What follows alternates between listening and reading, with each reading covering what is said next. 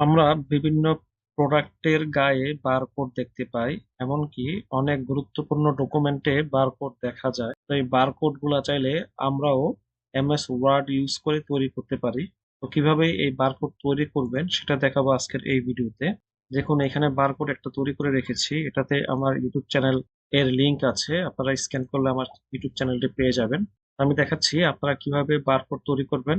আমি নতুন একটি পেজ নিয়ে নিলাম। এখানে আমাকে বারকোড তৈরি করার জন্য টাইপ করতে হবে ডিসপ্লে, PLAY, ডিসপ্লে বার COD, বারকোড।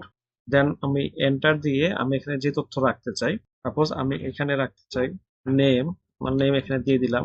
আমি রাখতে চাই NID নাম্বার, সাপোজ এটা আমার NID নাম্বার। আমি রাখতে চাই মোবাইল নাম্বার, সাপোজ এটা আমার মোবাইল নাম্বার। তো এই তিনটা জিনিসকে আমি বারকোডের মধ্যে অন্তর্ভুক্ত করব। তো প্রথমে যে তথ্যটা আমি বারকোডের মধ্যে অন্তর্ভুক্ত করব সেই তথ্যটা ইনভার্টেড কমার মধ্যে নিয়ে আসব।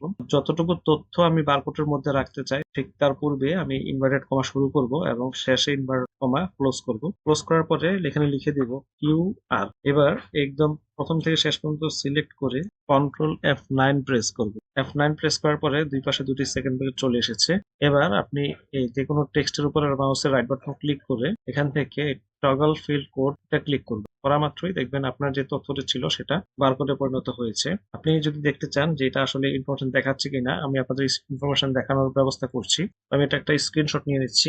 আমি স্ক্রিনশট নেওয়ার পরে অনলাইন বারকোড চেকারে, যেটা হচ্ছে অনলাইন বারকোড স্ক্যানার, আমি এখানে আপলোড ইমেজ ক্লিক করে আমি স্ক্রিনশট যেটা নিয়েছি সেটাকে এখানে আপলোড করব। তারপর দেখুন এই যে ডান পাশে দেখুন নাম, NID এবং মোবাইল নাম্বার সবগুলো চলে এসেছে। তো এভাবে আপনারাও চাইলে ওয়ার্ড ইউজ করে MS ওয়ার্ডে যে কোনো তথ্য দিয়ে বার তৈরি করে নিতে পারেন। আশা করি বুঝতে পেরেছেন এবং আপনাদের প্রয়োজনীয় ভিডিওটি কাজে লাগবে। ধন্যবাদ সবাই।